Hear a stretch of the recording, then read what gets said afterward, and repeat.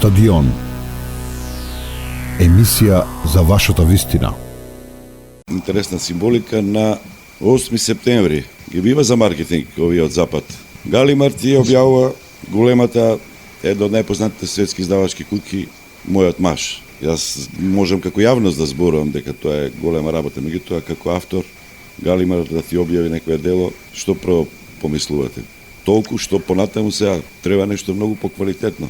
Добро да се направи нешто, ама што сега после ова? Па, прво да кажам дека е случајност, тоа што баш Галимар ја објавува на 8 септември, многу, кога ми кажа уредничката, многу се израдува, викам ета така баш. Ја мислев, намерно не го направиле тоа. Не го направија, беше баш случајност беше, им кажав, викам баш е добро дека тој ден сте го избрале, они не знаеа. И така рекоа и они ќе го искористат после како нешто. Ма тоа на нив не им значи толку многу колку што нам ни значи. Мене ми значеше лично така дека испадна таква коинциденција. Но како да ви кажам, Галимар е огромна куќа. Јас имам агенција која што тие имаат така, одат и ги продаваат книгите, нели, на различни, ги пласираат книгите на различни издавачки куќи. И беше чудно што прифатија Галимар затоа што во принцип раскажувачи, посебно на раскази, автори, не се многу барани, посебно од нашава средина. Ние не сме така интересни за нив. Интересни се автори, не знам, од Западна Европа или од некои места каде што има војна, па некогаш тоа ги засега сега. Например, украинските автори се многу читани и многу преведувани. Така што многу мислам без многу среќна, а понатаму не знам, јас и работам, се обидувам да не мислам на тоа каде ќе биде и зашто ќе биде објавено, и тоа ги убива книгите понатаму. Така што нема да, како што ги пишував Мојот маш, немав никаква поента, никогаш не сум мислела кај ќе биде објавена или зашто или дали ќе биде преведувана, и плюс ја напишав многу одамна. И патот на една книга е секогаш доста долг, затоа што треба да се преведе, затоа што треба да стекнат во вас доверба издавачките куќи, тие не сакаат да преземаат такви финансиски ризици да ве преведуваат и објавуваат. Така што тоа, инаку книгата излезе во Зуркамп, тоа е германска огромна издавачка куќа и мислам дека тоа некако ги инспирираше и Галимар да ја објават, па ќе видиме понатаму. Сега потпишав за португалски, за шпански, за полски, па така ќе испадне 17 јазици скоро книгата преведена, па одиме понатаму, тоа е тоа, важно да се работи. Ова малку ме така растажи, многу се читани сега украинските автори. Треба војна да има за да некој препознае квалитет. Дали нашите автори беа многу читани 2001-та? Па видете, таа наша војна, конфликт многу беше кратка и не доби некој так голем одзив во светот, како што на пример се случува често босанските автори да ги читаат многу повеќе, бидејќи се случуваат такви работи кај нив. Војната литература е многу популарна од секогаш била и за жал тие се реални искуства кои што навистина го поместуваат човештвото. Има логика зашто луѓето сакаат да ги читаат тие автори и зошто сакаат да им помогнат. Например, украинските автори сега буквално немаат домови и многу значи тоа кога ќе се објави некој украински автор. Моја пријателка, например, од Киев мораше да избега самохрана мајка авторка. Така што не значи кога некој ќе земе и да ги чита тие дела кои што се исклучително квалитетни. Но за жал исто така постои, знаете, тоа си е исто пазар. И си има некои пазарни вредности и некогаш тие работи кои што се жални, некои такви негативни популарности носат некоја читачка публика за жал. Тоа секогаш се случува, има такви трендови. Но ние никогаш не сме биле од тој тренд и сме морале чисто онака да си се бориме сами за себе. И сега имаме и ние успеси како македонска книжевност, посебно затоа што сме мала држава. Не можеме да очекуваме и кој знае колку. Ние сме баш неспоредливо со тоа, например, колку украински автори има и колку е голема државата.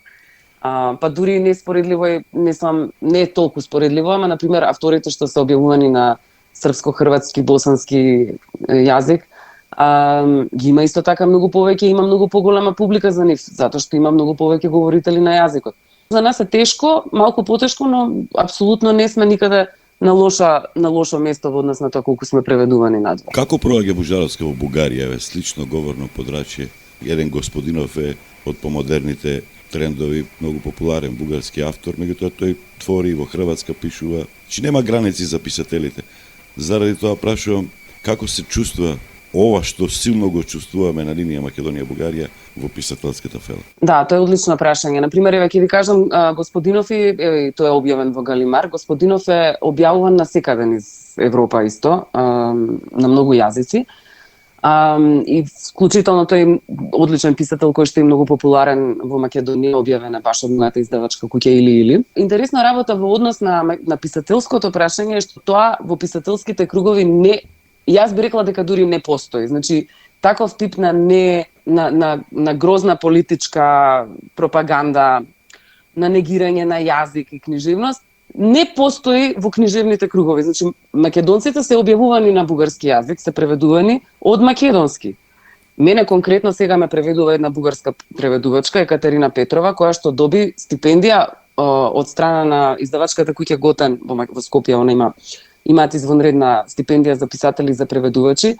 Катерина беше во Скопје во текот на јуни и таа ја преведува мојата книга на бугарски и сега сме во потрага по издавач, например. Тоа не е проблематично, тие таму не го негираат. Негирањето на тој јазик е политички, од политичка перспектива и многу често е за злоупотреба на политички поени. Така што во писателските кругови искрено ние немаме проблем со тоа прашање. Па зарем ве преведуваат?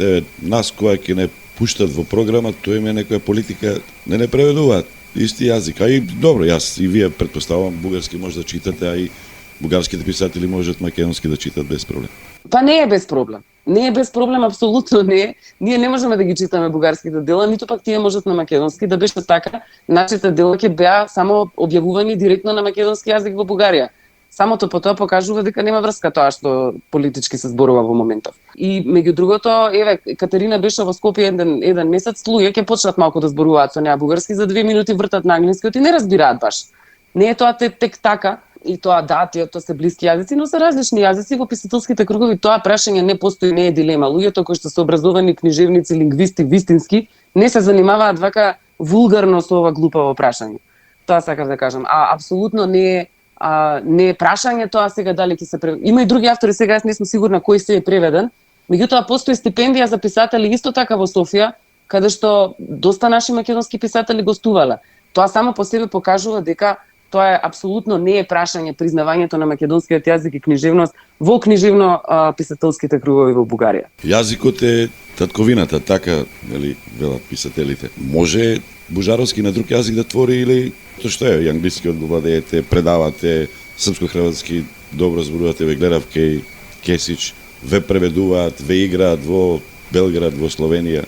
Знаете што, јас на англиски многу рано научив англиски, уште на 4 години, па потоа бев и образована таму, често одевме на англискиот ми е речиси како мајчин, меѓутоа мајчин ми е македонскиот и сватив малку во тинеџерските години експериментирав, например, со пишување на англиски и сватив полека дека тоа не е така мислам така баш за фраканција лесно како што сега исто мислат многу млади, бидејќи се многу експонирани на англискиот јазик и читаат многу често дела на англиски, сметаат дека јас подобро зборувам англиски што зборувам македонски, на крај ќе ги видите младиве тинеџери кои што се уште не се освестени за својот јазик, дека не зборуваат ниту македонски добро, ниту англиски зборуваат добро. И тоа е илузија дека тие подобро зборуваат англиски. Само видете ги графити има низ Скопје на англиски демек напишани, полни се со грешки. Тоа не е вистински англиски јазик. Значи, постои сега еден момент поради начинот на кој што се користат социјалните мрежи и така натаму да и една исто има кај нас така да речам пукање во нога константно, во кое што се зборува, јас не читам македонски автори, јас не читам македонски преводи, преводите не ги читам само на српски или читам на англиски. Па еве низ тоа цело време како човекојатство би рекла во однос на тоа, демек ние не читаме, а факт е дека не читаат луѓето. Се добива до тоа дека голем дел од младите генерации имаат одбивност кон тоа да пишуваат на мајчиниот јазик. А верувајте, најлесно се пишува на мајчин јазик. Јас сега дури почнав да пишувам на англиски, ама не фикција, туку например есеистика. Оти многу и во Ајова работам школа за предавање креативно пишување за тинејџери например. Исто така бев таму на 3-месечна резиденција. Често работам со англиски преведувачи и писатели, така што и преведувајќи ги своите дела на англиски, сватив дека можам да пишувам, меѓутоа ми требаше малку повеќе време. Англиски не ангажирате друг некој? За англиски имав претходно други ме преведуваа и после сватив дека можам сама и тоа многу подобро. И сега работам со еден извонреден преведувач кој што всушност преведува од кинески на англиски. Тој не знае воопшто македонски. Стив Бредбери се вика, многу е познат во Америка како преведувач. И заедно работиме. Например, јас преведувам од македонски на англиски, потоа го гледаме заедно текстот, бидејќи јас сум авторката, можам да му кажам што сум сакала некаде да кажам. И потоа го сработуваме заедно текстот и всушност преку тоа јас 2 години преведував последната моја книга, со него не одам никаде. Знаете, критичарите што сакала да каже писателката или писателот. Може би некојаш и самиот писател во тој изблик на инспирации само и му се реат зборовите, не ни знае што сакал да каже. Знаете, во се бара поента, се класифицира, па жанровски, па вака, па така. Па видете, не се согласувам искрено, тоа е мит дека писателот не знаел што сака да каже и обично лошите писатели така пишуваат, како демек им излегува се од инспирација. Тоа е непостоечки концепт. Тоа е чисто една од 19 век идеја дека писателот пишува од нешто Господ што ќе му каже, па тоа вири низ неговите прсти, нема врска. Дури и тие романтичари кои што пишувале така биле екстремно образовани и знаеле точно што сакаат и како сакаат да напишат, од структура до се. Во секој миг, секоја реченица знам точно што сакам да кажам и зошто сакам да го кажам тоа. И секој добар писател го знае тоа. Исто како што секој не знам, IT некој што работи компјутери или некој што се занимава со право или било кој професионалец знае точно што прави во секој момент, така и со писателите. Тоа е апсолутно мит дека тие не знаат што прават. Знаеме точно и затоа ни се добри делата. Ако не знаеме, не ни чинат. Дигитализацијата, ја споменавте неколку пати, го уште повеќе промовира, го оживува зборот или ја убива литературата, ги ограничува, ги споменавте и младите, се помалку читаат. Како се прилагодувате на дигитализацијата? Како дигитализацијата да биде искористена со сите нејзини позитивни придобивки на страна оние штетните работи? Значи, дигитализацијата и писателите. Можеби ви пружа можност да допрете до било каде во светот. Меѓутоа, зборувам за читање, зборувам за читачки навики, зборувам за хард копи. Печатењето е проблематично кај печатените медиуми, па добиваат субвенции од државите за да се одржи таа навика. Како вие размислувате на оваа тема? Па не мислам дека младите повеќе читаат, помалку читаат. Мислам дека тие што читале порано истите толку читаат и сега. Ако размислам, например, и во средно колку мина читаа од наш клас или од наша генерација, земете сега во еден класичен, не знам, во исто една класична гимназија, истото би било, истиот процент. Зборувам за тоа дека има еден тренд на тоа да се зборува дека не можам да пишувам на македонски јазик или на друг јазик, кој што сметам дека вака низ разговор треба да го малце да го расклинкаме. И да им се даде можност на младите да си, и без разлика дали ќе бидат писатели или не, да си се изразуваат на мечниот јазик без да мислат дека тоа е глупаво. Друга работа е што уште кога почна да се дигитализира целиот свет, се зборуваше дека книгите ќе умрат, книгите се уште живи, гледате дека се печатат и дека еве насекаде низ светот луѓето купуваат се уште книги. Само што сега имаат опција да купуваат, да имаат и Kindle, например, или некоја електронска книга, па уште повеќе им е достапна. Сега книгите се достапни и за тие што претходно не можеле да си ги дозволат, бидејќи има електронски книги. Јас, например, од тука не сум можела секогаш да имам пристап до некои книги кои што се објавени во Америка или било каде на друго место, сега имам пристап до тоа. Ако решиме дека ќе ги користиме благодетите на дигиталната ера на позитивен начин, така и може да ја искористиме. Така што мислам дека е се прашање на перспектива и не мислам дека е штетно начинот на кој што се развива светот во од дигитален аспект, напротив, дава многу повеќе можности, дава многу повеќе. Жаровска, сте се запрашали некојаш како писател на кој што јазикот му е се? Зошто толку страв? Пак политиката си игра со нашите чувства. Јазикот го имаме ние, додека се печати, додека се говори, се пишува на него, се твори театарски представи, музика, серии, филмови, постојат институции кои што тоа ќе го подкрепат. Зошто толку страв?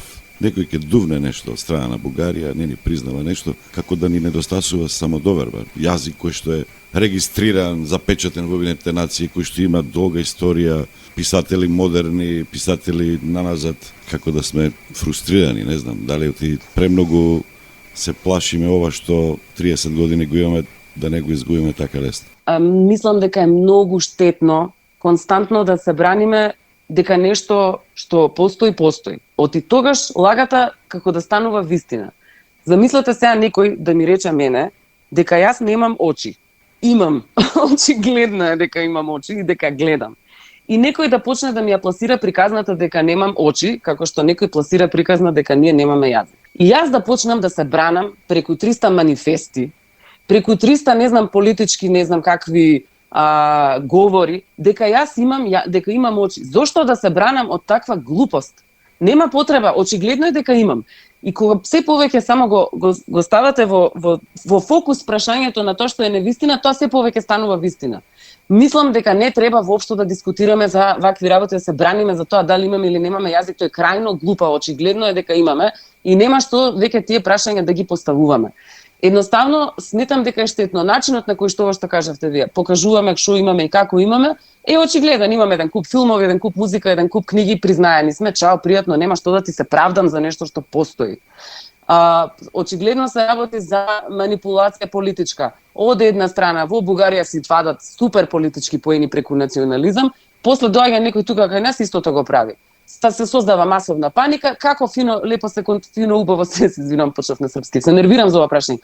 Колку фино убаво се успеваш да ги контролираш масите преку страф и оваа фрустрација. Аман веќе да престанеме за тоа да зборуваме. Има фини работи за кои што може да се фокусираме. Имаме еден куп филмови што се пласираат надвор во светот, добиваат супер успеси, се снимаат супер работи.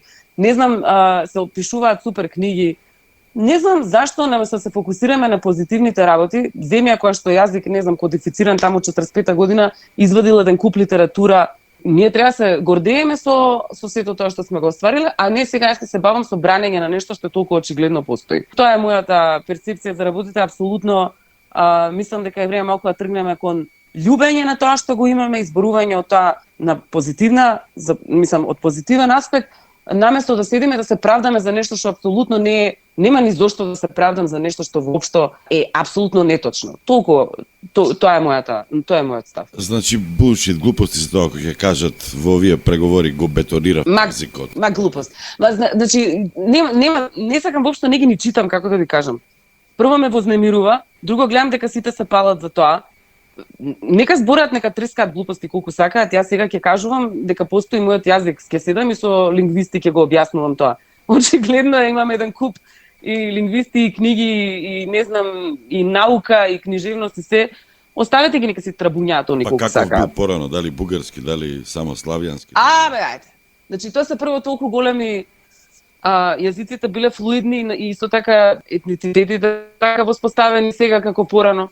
Ние не можеме работите од денешен аспект да ги гледаме како биле после истите правила, да ги воспоставуваме, да ги аплицираме на пред 2-3 века. И всушност воопшто не ми е ни гајле на крајот на краиштата. Тоа што го имаме, си постои, нема што да го ставаме во знак прашање, него секој треба да се фати за својата работа и да си работи. И тогаш ќе биде се многу подобро. Толку. Ме разочарува малку со Европа, или Европа е политика, така да. Па нормално дека е политика и они сега нема друга работа, со нас ќе се занимаваат. Не ги интересира. Треба малку паметно да играме во тие прашања и едноставно малку да престанеме да се занимаваме со, мислам, толку да се зборува со месеци за таква работа и да се создава да малку да бидеме попаметни. Бугарија глупост многу лошо игра и тоа е лошо во однос на целиот Балкан. Значи и во однос на Европа. Прави нетрпеливост и многу лоши преседани поставува. Наше е ние да покажеме зрелост. Оставете ги ако некој агресивно и глупаво игра и всушност игра во однос на остатокот на Европа штетно, наше е ние малку да покажеме зрелост. Од тој аспект преговарачката рамка сега, ова почетокот на преговорите, е добро што сме го прифатиле, со тек на време ќе си легнат овие глупости, може би нема да имат дневно политичка употребна вредност како што сега имаат, или не требаше ништо да прифаќаме. Зборувам апропо европејскиот пат, нели? Мака јас сум книжевник и се занимавам со тие прашања и воопшто не ги читав, ни можам да ги разберам тие дипломатски преговарачки рамки. За мене како жител на Балканот, на Македонија и на Европа, ми е многу битно да влеземе во Европска унија. Јас лично мислам дека тоа е приоритет. Второ, мислам дека имаме многу пониски преговарачки моки или не знам, не моки преговарачки, него имаме многу пониска позиција чисто заради тоа што не сме во Европа и може да не и затоа што сме дисфункционални, владее корупција кај нас и имаме многу проблеми. Така што не можеме да очекуваме дека се така гладко ќе оди, но мислам дека е битно да влеземе во Европска унија и мојата надеж оптимистична е дека понатаму ќе се средат работите. Меѓутоа не сум професионалец да можам да го коментирам ова прашање на таков начин. Кратко да ми одговорите за новинарите, идеална, можеби не е соодветен збор, ама така е. Кризни моменти, воени случувања се многу интересни за набљудување, за пишување. За писателите, како стојат работите? Подобро пишуваат во миродопски услови или најголемите светски дела се напишани во време на воени случувања, на страшни кризи? Па не мора да значи, може и едно и друго. Секако, за да пишувате ви треба удобство и ви треба можност. Не можете да седите да пишувате во бункер додека ви летаат бомби над глава. Меѓутоа некогаш треба време да слегнат сите тие работи и секако новите искуства му помагаат на секој писател за да може да напише добро дело. Дали се тие негативни, позитивни, дали се светски, дали се лични. Некогаш имате писатели од неверојатен ранг, американски писатели кои што цел живот живееле во миродопство, па пак извонредни дела пишуваат. Така што тоа е индивидуално. Короната е идеална состојба за пишување на писателите или ако нема движење и во умот и во инспирацијата на писатели? Па не може една таква грозна криза, здравствена, светска, која што има економски последици да биде позитивна за било која професија, освен евентуално за фармацевтската индустрија, така што исто е и овде. Мислам, за еден автор да го промовира своето дело треба да патува. Еден куп книги умреа во текот на пандемијата, затоа што авторите не можеа да си ги промовираат делата и не можеше да одат на фестивали. А на фестивалите се случуваат главните промоции на делата, така што апсолутно и тоа не е, како што не беше добро за било кој друг, не беше добро ни за писателите. Многу сте активни во таа борба за родова полова рамноправност, против сексуалното и воопшто секакво наследство. Мразите злоупотреба на национализам, националисти и така натаму. Има шанси за тие работи во Македонија во догледно време помалку да зборуваме, повеќе да зборуваме за овие фини работи што ги споменавте? Јас сум многу оптимистична секогаш и сметам дека оптимизмот покренува секогаш и позитивно размислување. Ние во Македонија имаме една, за жал, многу негативна карактеристика на кукање, каде што прво нешто што ќе ви кажа некој е нешто негативно, колку му е тешко, колку му е лошо. Пред некој ден поминувам, гледам еден комшија, како си, добро, како турка, мете, државата се распа и цело време нешто, државата не им чини, седи цел ден, го гледам, ништо не работи, кој знае, мислам да не зборувам на тоа. Ама, тоа е такво едно, за добро утро е кукање кај нас. Нема тука што сум сработил, како сум сработил и колку всушност сум благодарен што живеам во една зелена земја полна со вода и сонце. Тоа нема врска, нели? Прогресот секогаш е бавен и не можеме да очекуваме сега догледно време дека кој знае што колку многу ќе има разлика. Разликите се секогаш мали, меѓутоа и тие треба да се пречекуваат со оптимизам, затоа што пред 100 години жените немале права за гласање. А сега имаме многу повеќе права. Само 100 години се во прашање во однос на цела цивилизација. Не може да очекуваме, не знам ти колку малскавични промени, ниту пак во однос на национализмот, ниту пак во однос на родовите права, но секако стануваме се подобри и ние живееме во однос на нашите предци во можеби најдобра позиција до сега и за тоа треба да бидеме свесни. Доколку на Бужаровска и се понуди да биде министерка за култура, министерка за образование, би прифатила или тоа не е работа за писатели, они треба да пишуваат, да набљудуваат. Има писатели кои што биле во политика и во светот, има во дипломатија. На таа тема, да. Дали размислувала Бужаровска или уште е млада за тоа? Јас сега сум во зенитот на тоа што го работам, воопшто не ме интересира да се бавам со политика во моментов, затоа што ако не седнам сега да пишувам и да работам, никогаш нема да мислам сега ми е мигот за тоа, апсолутно воопшто не ме интересираат политички функции во моментов, ама што знам, може на 60 години различно ќе размислувам. Така, сега не ич не ме интересира такво нешто. Не мислам дека тие работи се косат едни со други. Но не можете да бидете и писател и политичар во исто време, едноставно. Треба да изберете едно од тие работи, а сега си го бирам писателството. После мојот маж што иде? Мојата жена или што работи? Работам, имам уште една книга после мојот маж, се вика Не одам никаде, таа ќе излезе сега во Америка. Патот на преведувањето, објавувањето на книгите е бавно во странство, не оди така брзо. Како што кажав, мојот маж 2014 беше објавено. во Македонија, а сега работам на нов ракопис, не ви кажуваа што точно работам, ќе видиме, треба да го завршам, па се надам дека на пролет ќе има нешто ново. Што ја почувствувате со театарот, ќе продолжи понатаму, можеби филм, серија? Да, во моментов Срđan Dragojević, Познат Лепа режисер. села, лепо горе, да, го знаете, Мини смо анđели. Он напиша сценарио по еден мој расказ и сега е во преговори за... Мислам, сега аплицира во фондови, па да видиме. И што друго... Да, мислам, мојот маж беше поставен во драмски, во Словенско народно гледалиште, во Југословенско драмско позориште и сега сум во преговори со Загребачко казалиште младих. Се надам дека и таму ќе ја гледаме мојот маж. Ќе ја гледаме. Стадион. Емисија за вашата вистина.